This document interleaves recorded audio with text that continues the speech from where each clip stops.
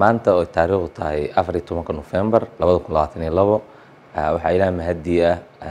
inuu noo qabsoomay kulankeenii 3 biloodlaha ahaa gudoomiyaha bangiga dhexe iyo madaxda sare bangiga dhexe ay la kulmi jireen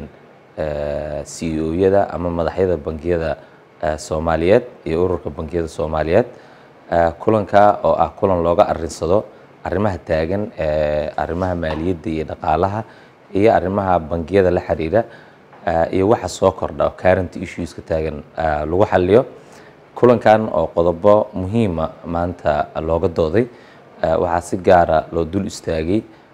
arrinta la xiriirta in bangiyadu ay xoojiyaan feejignaan dheeraadana ka muujiyaan arrinta la xiriirta sharciga AML/CFT sharciga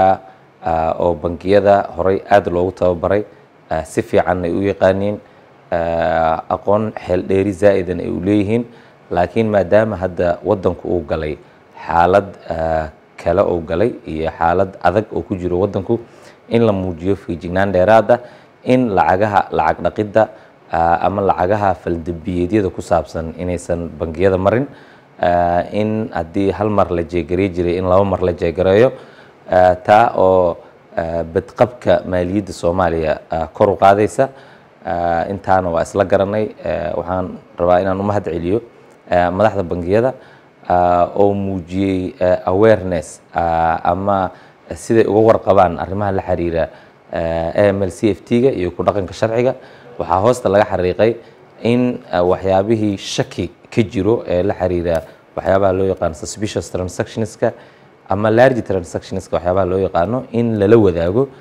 hay'adaha ku shuqulka leh ay ugu horeyso focal point inta hay'adda FRC waxaan kaloo rabaa inaan u mahad celiyo bangiga dhexe oo asagana markasta facilitate gareeya ama muraaqabo ku haya hanaanka maaliyadda ee wadanka iyo sida u shaqeeyaan waxaan rajeynayaa in Soomaaliya culaysyada ka jira dhammaan iska dhamaan doonaan mar dhow insha Allah maanta oo taariikhdu tahay 14 bisha November waxa aan shir la lahayn haddaan nahay maamulka bangiga dhexe maamulka bangiyada ganacsiga ka haysta ruqsadda ama shatiga bangiga dhexe shirkaas wuxuu daaranaa hawlaha wada shaqeynta ka dhaxaysa bangiga iyo bangiyada gaarka loo leeyahay waxaanuna inta badan xoogga saaray oo ugu muhiimsanaa marxaladda dalku ku jiro iyo in dhammaan bangiyada ay laabaan dadaalkooda la xiriira in sharciga loo yaqaan AML/CFT ku dhaqankiisa ujeedada shirku sidaas ay ahayd dhammaan waa isku afkaranay madaxda bangiyada iyo ururka bangiyada Soomaaliyeed waxaanuna insha Allah ku dadaali doonaa inaan shirarkan joogtayno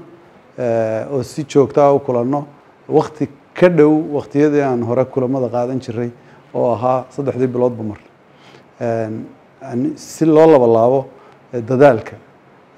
loo baahan yahay in wax looga qabto caqabadahaas waad mahadsantahay